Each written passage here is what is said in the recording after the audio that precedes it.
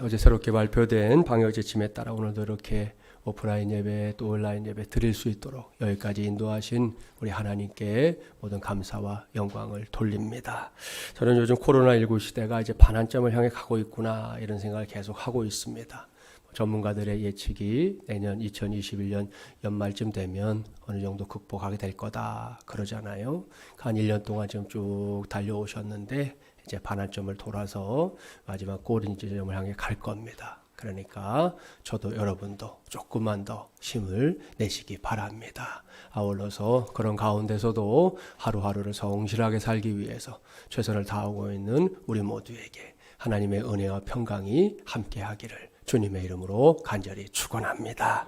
오늘은 2020년 11월 두 번째 주일입니다. 오늘은 당신의 하나님은 플러스의 하나님입니다. 6번째 시간인데요. 오늘은 내 인생에 좋은 동역자들을 붙여주시는 하나님이라는 제목으로 하나님의 말씀을 전하도록 하겠습니다. 이 시간에 전할 말씀을 준비하면서 제가 마음속으로 계속해서 묵상했었던 단어가 하나 있습니다. 그것은 가치라는 단어인데요. 여러분은 이 단어를 어떻게 이해하십니까? 우리말 사전을 펼쳐보면 여러 정의들이 이제 수록되어 있는데요. 그 중에서 제가 생각하는 가치는 사물이 지니고 있는 쓸모, 바로 이겁니다. 여기에 등장하는 사물은 이렇게 눈에 보이는 유형의 사물만이 아니라 보이지 않는 무형의 사물까지 다 포함되는데요. 그 사물이 얼마나 쓸모있는 존재인지를 알게 해주는 잣대가 뭐다? 가치라는 겁니다. 예를 들어 시간의 가치를 한번 생각해 볼까요? 자, 1년의 가치를 알려면 시험에서 떨어진 학생에게 물어보라. 한 달의 가치를 알려면 미숙아를 낳은 어머니에게 물어보라. 하루의 가치를 알려면 일용직 노동자에게 물어보라.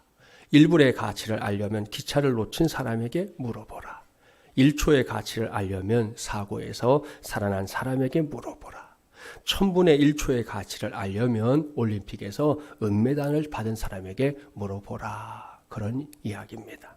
이게 바로 시간의 가치인데요. 동의가 되시나요? 아마 그럴 거라 생각합니다.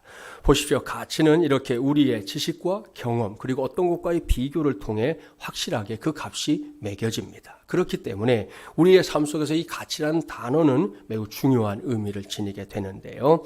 가치라는 단어가 가지고 있는 무게감이 이 정도다라는 사실을 전제하고 오늘 이제 본론에 들어가기 전에 먼저 우리가 생각해 봐야 할 가치가 하나 있습니다. 그것은 사람의 가치입니다. 바로 저와 여러분 한 사람 한 사람의 가치 말입니다. 이 가치를 제대로 이해해야만 오늘 우리에게 주신 이 말씀을 하나님의 뜻 그대로 받을 수 있게 될 겁니다. 그렇다면 자, 여러분이 생각하는 사람의 가치 어느 정도입니까? 저는 일찍부터 예수님의 말씀을 인용해서 그 해답을 여러분에게 가르쳐 온 목사입니다. 마태복음 16장 26절 말씀인데요. 우리 함께 봉독해 볼까요? 사람이 만일 온 천하를 얻고도 제 목숨을 잃으면 무엇이 유익하리요? 사람이 무엇을 주고 제 목숨과 바꾸겠느냐? 아멘. 자, 이 말씀에 따르면 한 사람의 목숨은 온 천하보다 더 큰 가치다라는 겁니다. 이것이 성경이 말씀하는 사람의 가치예요. 자, 이를 근거로 묻겠습니다. 귀한 것입니까? 하찮은 것입니까? 귀한 것입니다. 소중히 여겨야 할까요? 대수롭지 않게 여겨야 할까요? 소중하게 여겨야 합니다. 정중하게 대해야 할까요? 함부로 대해야 할까요? 정중하게 대해야 되지요. 마지막으로 물어볼까요? 자, 축복의 눈으로 봐야 할까요? 짝 찢어진 눈으로 봐야 할까요? 네, 축복의 눈으로 봐야 합니다. 믿습니까? 할렐루야. 자, 이것이 하나님의 말씀인 성경이 쉼없이 가르쳐주는 진리입니다. 그런데 현실은 어떠냐? 지금 우리가 살고 있는 세상도 그렇지만 성경을 읽다 보면 이와 관련해서 종종 안타까운 그런 장면들을 볼 때가 있는데요. 그 중에 하나가 통일 왕국이었던 이스라엘이 우리나라처럼 북왕국과 남왕국으로 이렇게 나뉘는 시기입니다. 멀쩡했던 나라가 둘로 나뉘게 되는 게 무엇 때문입니까? 이 시간에 우리가 집중적으로 생각하고 있는 사람의 가치를 몰랐기 때문입니다. 아니, 사람의 가치를 무시했기 때문이었습니다.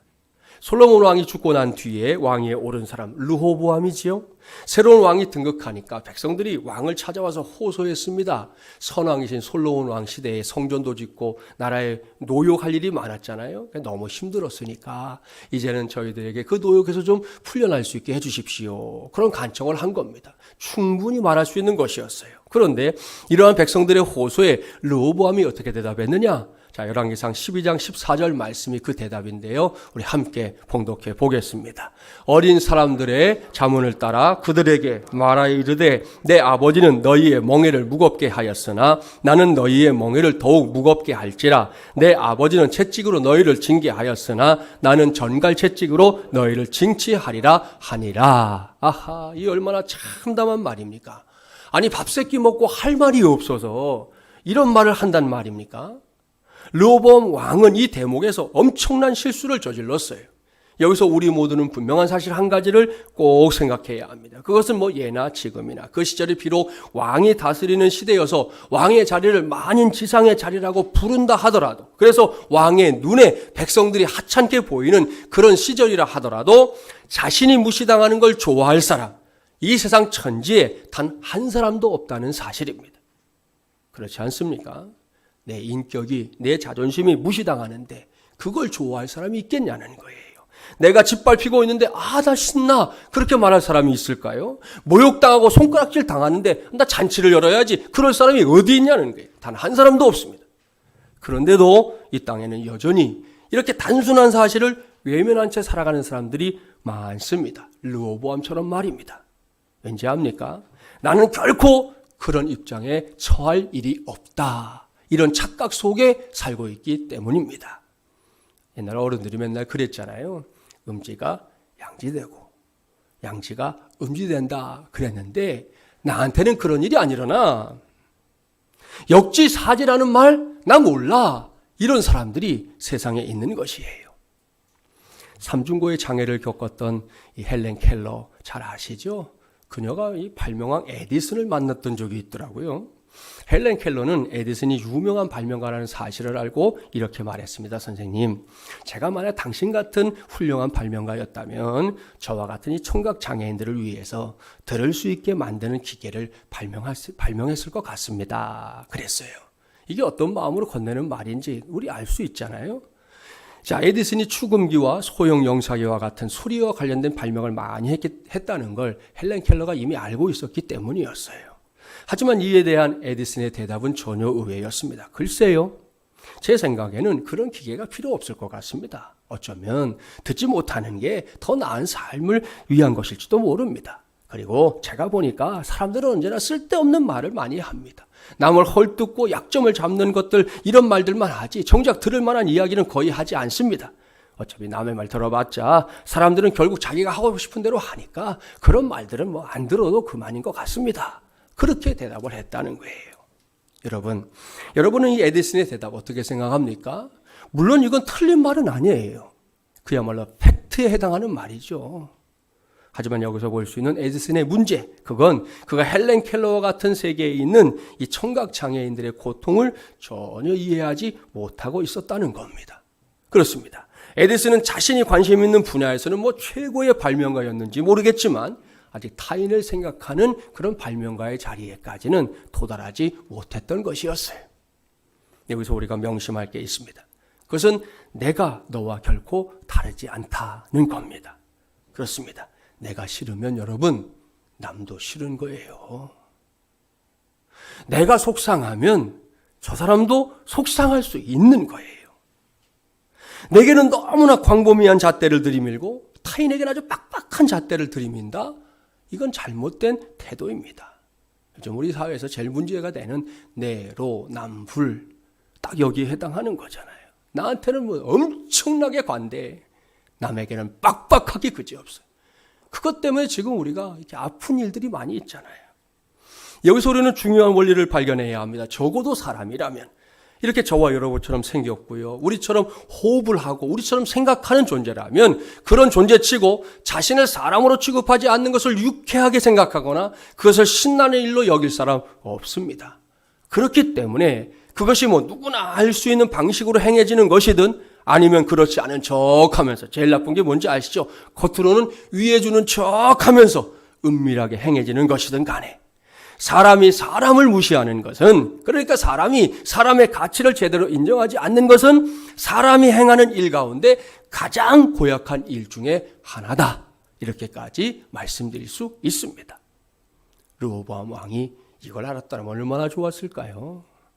그랬다면 그는 집권 초기부터 백성들을 함부로 대하지 않았을 겁니다. 그들의 생각이 무엇인지 알려고 했을 겁니다. 좋은 왕이 됐겠지요. 그런데 그는 정반대로 굴었습니다.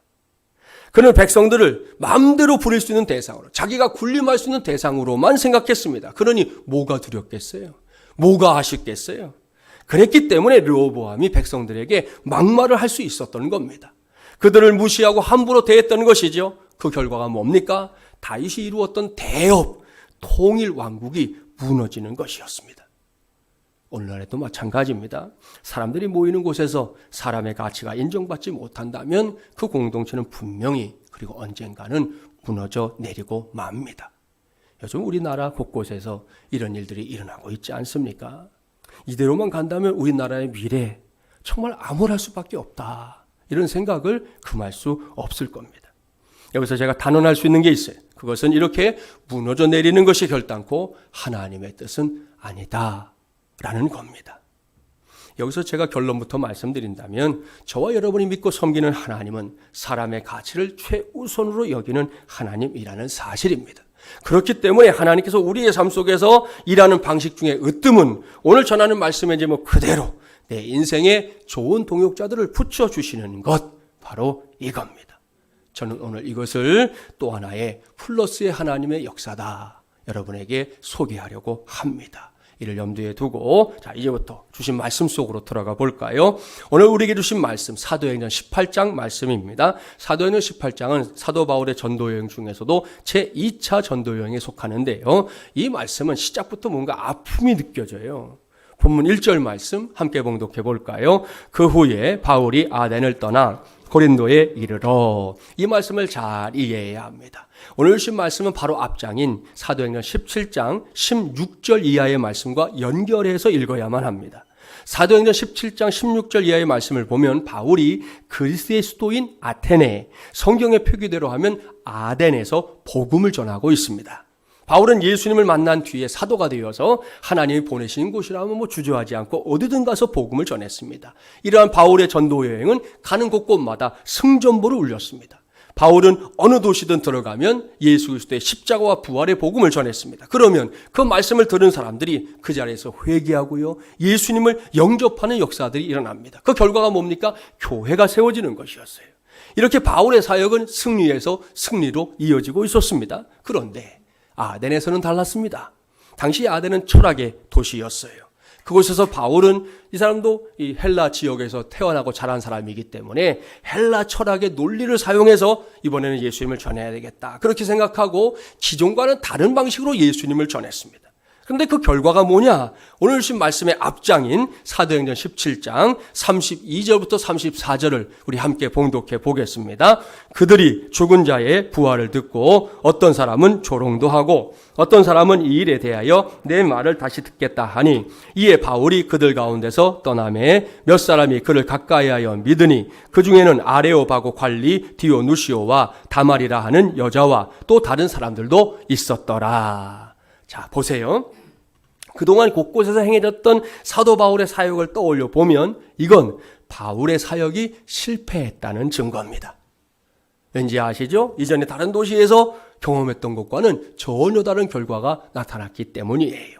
앞서 말씀드린 대로 다른 곳에서는 바울이 전한 복음을 듣고 많은 사람들이 회개하고요, 예수님을 영접하는 역사가 일어났다니까요. 그러고 나면 교회가 세워졌어요. 그런데 아덴에서는 달랐습니다. 복음을 들은 사람들이 오늘 말씀 보니까 바울을 조롱합니다. 게다가 생명의 복음을 전했는데 그저 사람들의 호기심을 자극한 정도, 들을 만하네, 다음에 또 만나서 한번 들어봅시다, 이 정도로 끝났다는 거예요. 급기야는 그저 손가락으로 꼽을 만한 몇몇 사람들만이 예수님을 믿게 되었습니다. 이건 바울의 실패를 의미합니다. 그러니 바울이 오늘 주신 말씀의 기록대로 그 아덴을 떠나서 고린도로 갔을 때 어떤 심정이었을까요? 조금 심하게 말하면 그야말로 콱 죽고 싶은 심정이었을 거예요. 아니라면 쥐구멍이 있다면 거기에 들어가고 싶었을 겁니다. 누군지 사람이 이렇게 실패를 경험하게 되면 제일 먼저 나타나는 현상이 있지요. 그것은 아무것도 하고 싶지 않다는 거예요. 그때에는 그동안 내가 최선을 다해 감당했었던 일들까지도 다 내팽개치고 싶은 것이 사람의 마음이에요. 오늘 본문을 그런 관점에서 잘 보세요. 바울이 그렇게 하고 있어요. 사도행전을 쭉 읽어보십시오. 바울은 어떤 곳에 들어가든지 다른 거 다 제쳐두고 일단 제일 먼저 복음을 전하는 일에 혼신의 힘을 다했던 사람입니다. 그때마다 큰 열매를 거두었고요. 그런데 고린도에 들어갔을 때는 달랐습니다. 바울이 그야말로 꿈쩍도 하지 않고 있습니다. 그가 고린도에 들어가서 한 일이라고는 그저 먹고 살아야 되잖아요. 목구멍이 포도청이니까 생계를 위해 자기의 직업인 천막 만드는 일에 몰두하고 있었을 뿐입니다. 이러한 상황들을 전제하고 이제부터가 매우 중요합니다. 여기서 우리가 질문해야 합니다. 그것은 다른 사람도 아니고 아니 사도 바울이 이렇게 실패의 경험으로 인해 그의 마음이 총 맞은 것처럼 구멍이 나고 버거워하고 지쳐있고 아무것도 하지 않을 요량으로 천막 만드는 일에만 몰두하고 있을 때 하나님은 도대체 무엇을 하셨는가? 이런 질문이에요. 그동안 열심히 써먹으셨는데 정작 바울이 힘들 때 하나님 뭐 하셨냐 이거예요.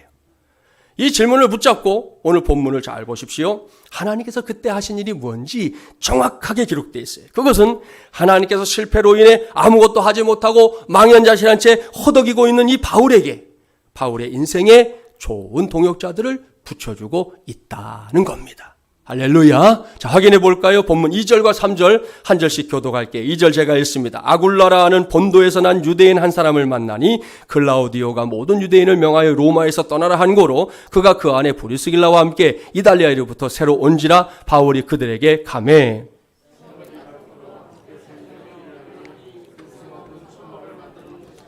아멘. 여러분 보십시오. 이것이 하나님의 식입니다. 당시에 바울은 낙심천만에 빠져 있었습니다. 매사에 의욕이 없었습니다. 어깨도 축 처져 있어요. 어쩌면 다메섹으로 가던 길에서 처음 했었던 예수님과의 만남에 대한 그 기억마저도 흐릿해지고 있었을지도 모릅니다. 그때 하나님께서 일하기 시작하십니다. 바울과 같이 천막을 만드는 일에 종사하고 있었던 아굴라와 프리스길라 부부를 바울에게 붙여주신 거예요. 이들의 만남이 구체적으로 어떻게 시작됐는지 오늘 성경을 봐서는 정확하게 모르겠어요. 중요한 것은 분명히 직업을 통해 연결됐다. 요건 알 수 있어요. 같은 직업이었으니까. 분명하게 알 수 있는 건 바울이 이 두 사람을 동역자로 만나고 난 다음에 이전과는 다른 바울이 되었다는 사실입니다.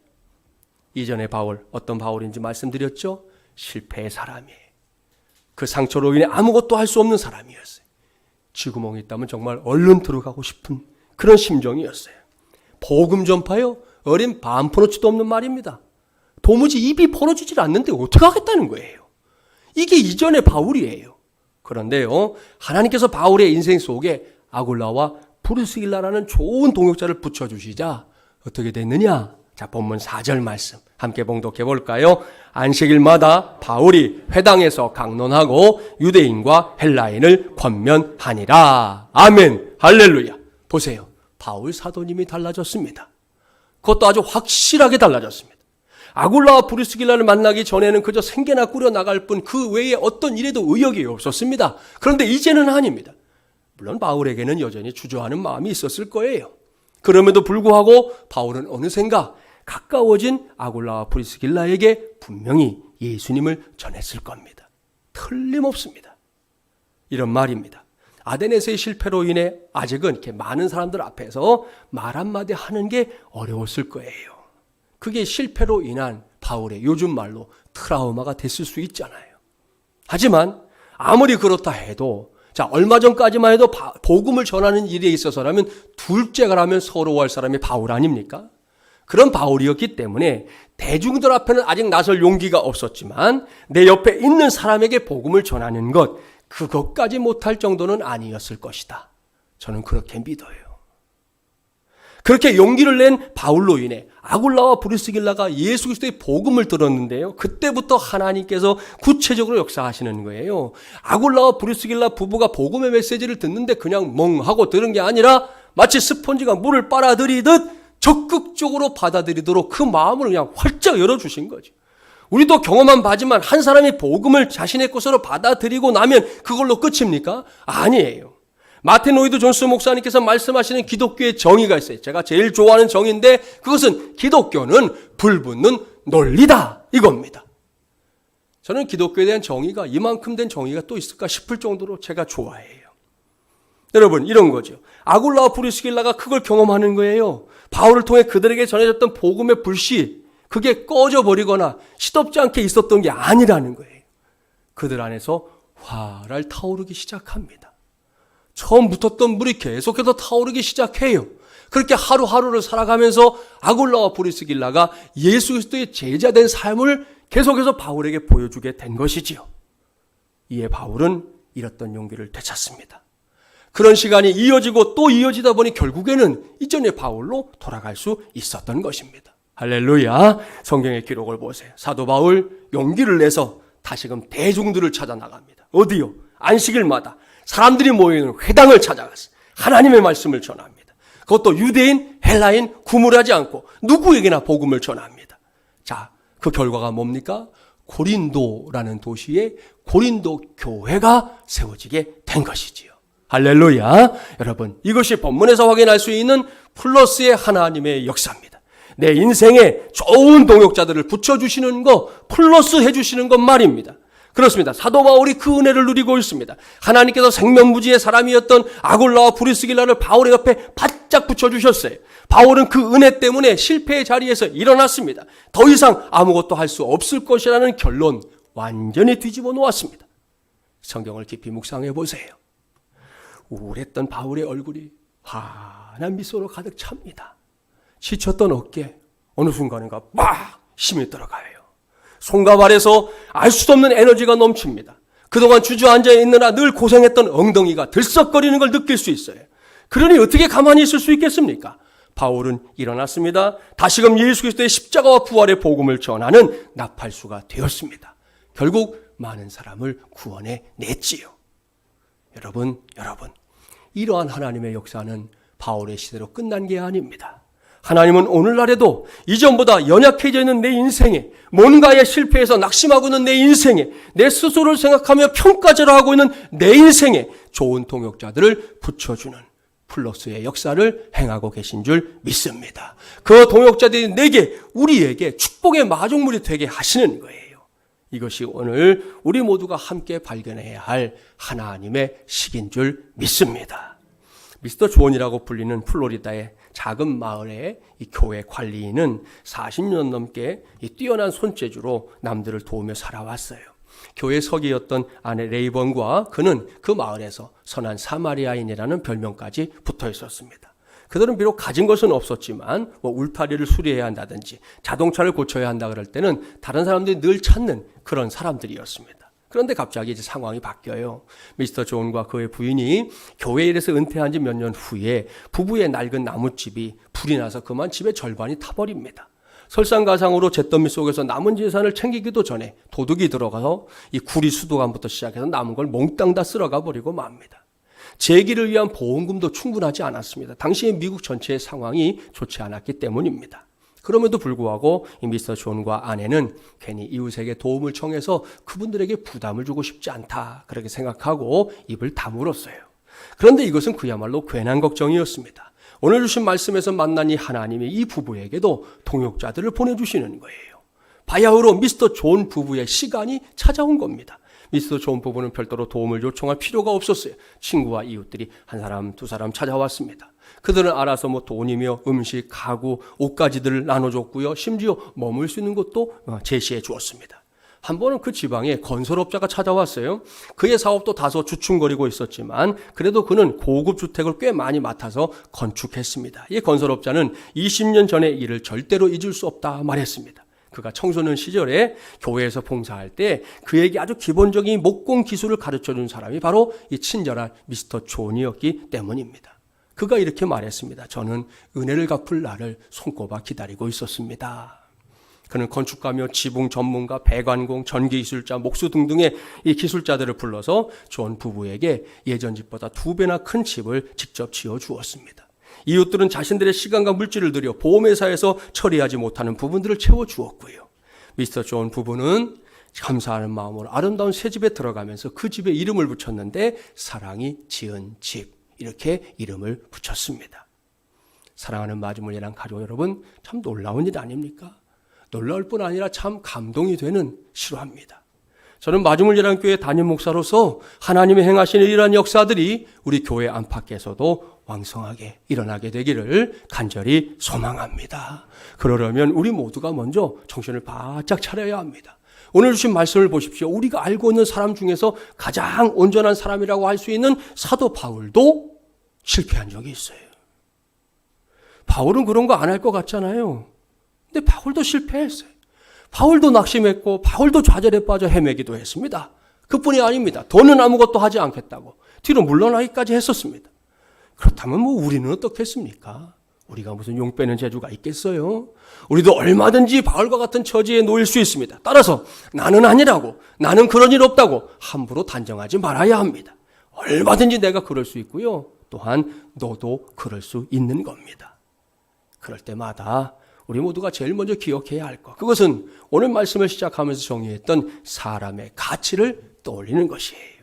그렇습니다. 지금 내 눈에 보이는 사람들 가운데 버거움과 고통스러움으로 신음하고 있는 그 사람의 가치를 확실하게 알아야 합니다. 그 사람은 온 천하보다 더 귀한 사람이에요. 신약 시대로 설명한다면 그는 예수님하고만 바꿀 수 있는 예수님짜리 인생인 줄 믿습니다. 그러니 당장 그 사람의 곁에 다가서는 것, 그의 인생의 좋은 동역자가 되기를 힘쓰는 것, 이것이 바로 하나님께서 우리를 통해 이루고자 하시는 플러스의 역사인 줄 믿습니다. 여러분 잊지 마십시오. 교회는, 우리 마지막 예람 교회는 하나님께서 이러한 플러스의 역사를 이루기 위해 세우신 위대한 공동체입니다. 따라서 이곳에서는 소외당하는 사람이 생기면 안 됩니다. 인생의 실패로 힘겨워하고 신음하고 있는데 외면당하는 사람이 생기면 안 됩니다. 지금은 내가 여유가 있고 상대방이 어려운 처지에 놓여 있지만 나도 얼마든지 어려운 처지에 놓일 수 있다는 가능성을 인정해야 합니다. 그래서 굳이 누군가가 시키지 않아도 바울처럼 실패의 자리에서, 어려움의 자리에서 갈 바를 알지 못하고 있는 사람이 보이거들랑 바로 그 사람의 곁에 동역자로 다가서는 것, 이것이 하나님께서 행하시는 플러스의 역사에 순종하는 것인 줄 믿습니다. 물론 이게 말처럼 쉽지는 않아요. 하지만 결코 불가능한 일도 아니라는 거 우리가 명심해야 되겠습니다. 여기서 동영상을 하나 먼저 보려고 합니다. 함께 보겠습니다.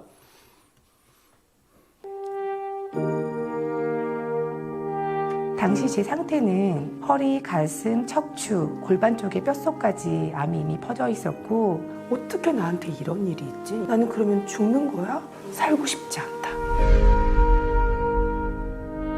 전화가 와서 저한테 기도를 시작했어 한 타이밍부터 제가 부작용이 없어진 거예요. 내가 아직 암에 걸린 게 문제가 아니라 내 영혼이 완전히 죽어 있었구나라는 걸 알게 됐거든요. 야, 내가 암에 안 걸렸으면 어쩔 뻔했어? 암은 이제 봤더니 선물이었어.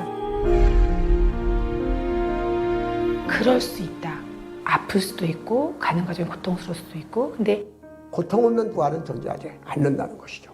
상은, 이게 부활의 증거인데 이 상흔을 가진 교회, 상흔을 가진 신앙 하는 사람이 한 복이 드물다. 나에게도 이 상흔이 없다.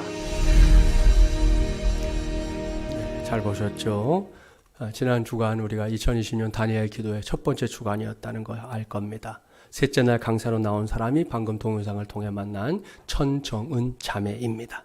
저는 이 자매가 썼다고 하는 나는 주님의 것입니다라는 책에 대해서 언젠가 이렇게 들은 적이 있었어요. 직접 만나보긴 이번에 처음이었는데요. 동영상에 소개하고 있는 대로 최근 지난달 10월 달에 개봉된 부활 그 증거라는 이 다큐멘터리 영화의 주인공이기도 한 이 자매는 지금 예수님을 믿은 지 이제 8년짜리입니다. 간증을 들어보니 암에 걸린 다음에 예수님을 만났더라고요. 나름 자신의 인생에 대해서 대단한 자신감, 자부심이 넘치는 삶을 살던 이 여인이 39살에 유방암에 걸린 걸 알게 됐다는 겁니다. 그로 인해 이제 하루아침에 바닥 인생이 됐어요. 직접 얘기를 들어보니까 병원 가는 게 그렇게 무서워서 싫었대요. 그러니까 몸에 좀 이상이 있다고 느꼈지만 가면 또 괜한 소리 들을까봐 안 가고 이게 너무 길어져가지고 병원을 찾아갔더니 너무 늦었다. 아무런 치료도 해줄 수 없다. 이미 뼈까지 다 전이가 됐다. 이렇게 얘기하니까요. 그래도 그냥 죽는 게 너무 억울했다는 거예요. 항암 치료는 그래도 받고 죽어야지. 그래서 지인을 통해서 강력하게 부탁을 해서 항암 치료를 받았는데 그 약이 얼마나 센지 쇼크가 와서 식물인간처럼 지냈던 시간도 있었습니다. 온몸이 움직이질 않더라는 거예요. 소리는 들리는데 말도 못하겠고 눈동자 왔다 갔다 하지 아무것도 할 수 없었던 때가 있었어요. 다행히도 얼마 후에 회복이 됐는데요. 그 다음에 이제 어떤 일이 있었는가 두 번째 영상을 보겠습니다.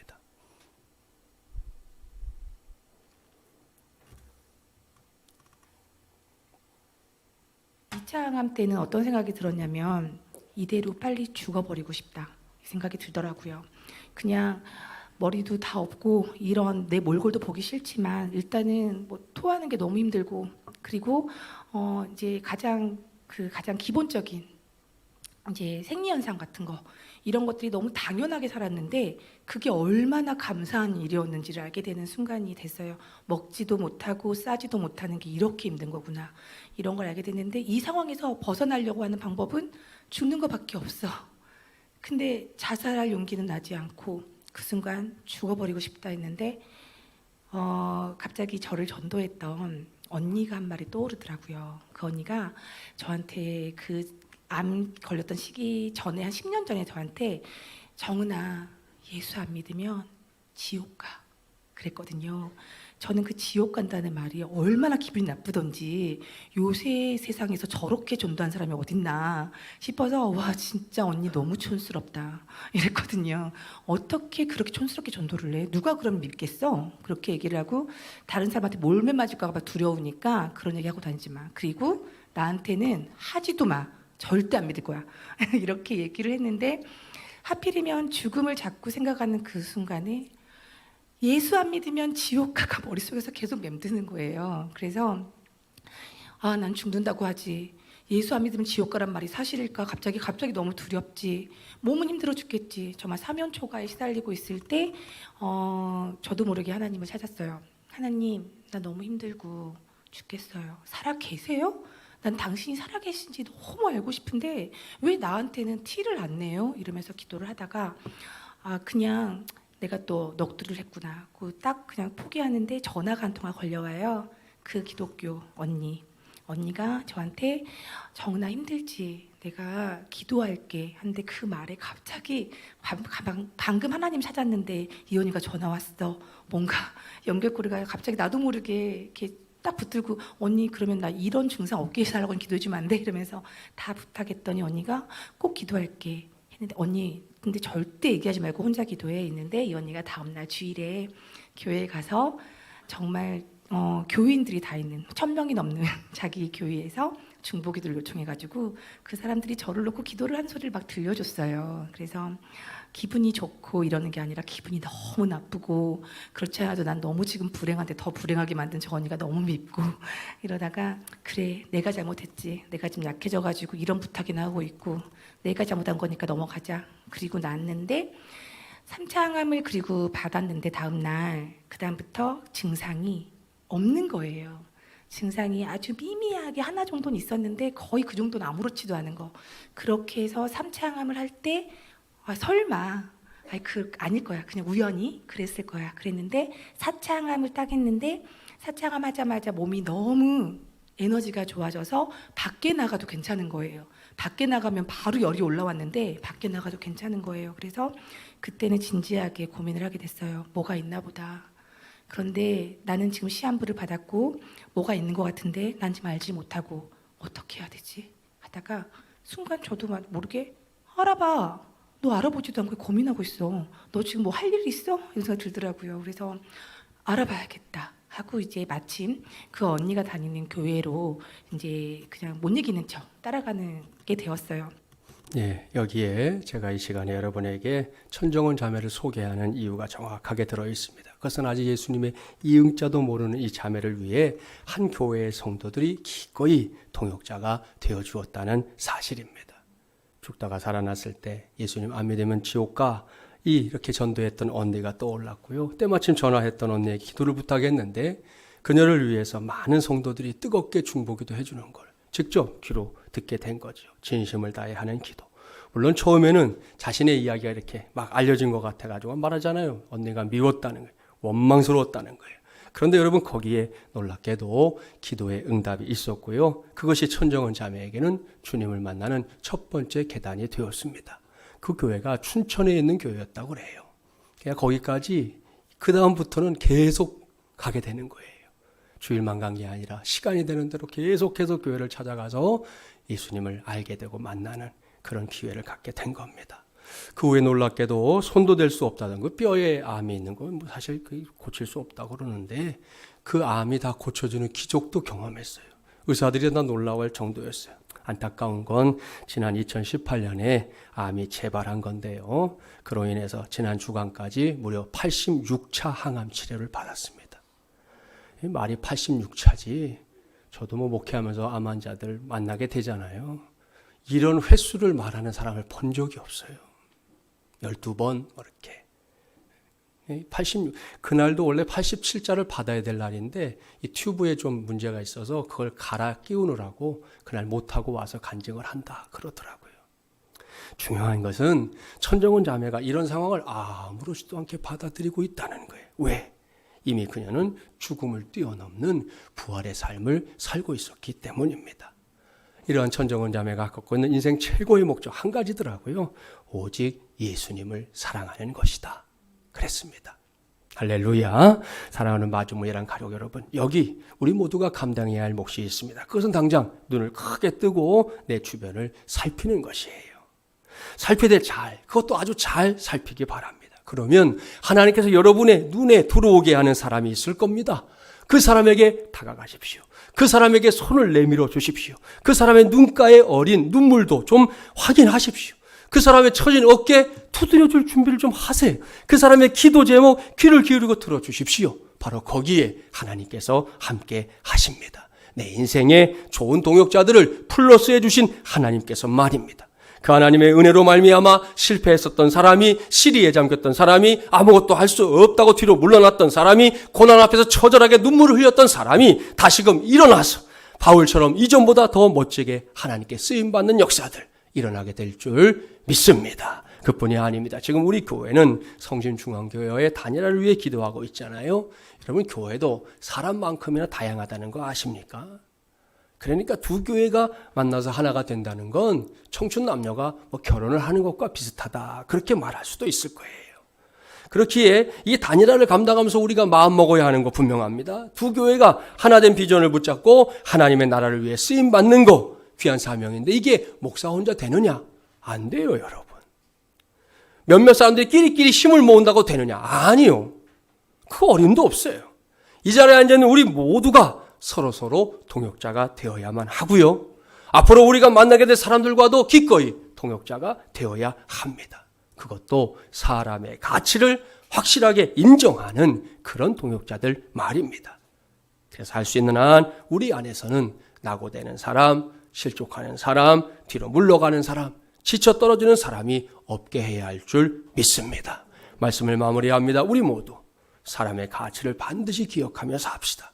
그게 하나님의 자녀된 이들에겐 본분이에요. 그리고 하나님께서 내 인생에 좋은 동역자들을 플러스 해주실 때 여러분 당부합니다. 그 기회를 놓치지 마세요. 하나님이 주시는 기회를 놓치는 건 어리석은 일이잖아요. 또한 나를 누군가의 동역자로 플러스 하려고 하는 하나님의 계획이 보일 때 기꺼이 손들고 하나님 저를 써주세요. 제가 쓰임받고 싶습니다. 그렇게 나서게 되기를 바랍니다. 이런 관점에서 보면 우리 공동체 안에 필요하지 않은 사람 한 사람도 없어요. 우리 공동체 안에 쓸모없는 사람 한 사람도 없어요. 여러분 모두가 필요해요. 그러니 우리 모두 동역의 손을 꽉 붙잡고 달려갑시다. 하나님께서 앞으로 플러스 해주실 그들과도 동역의 손을 꽉 붙잡고 달려갑시다. 그 힘으로 코로나19 시대를 극복하고 그 힘으로 하나님의 나라를 더욱 넓혀나가는 저와 여러분 또 우리 교회 되기를 주님의 이름으로 간절히 축원합니다.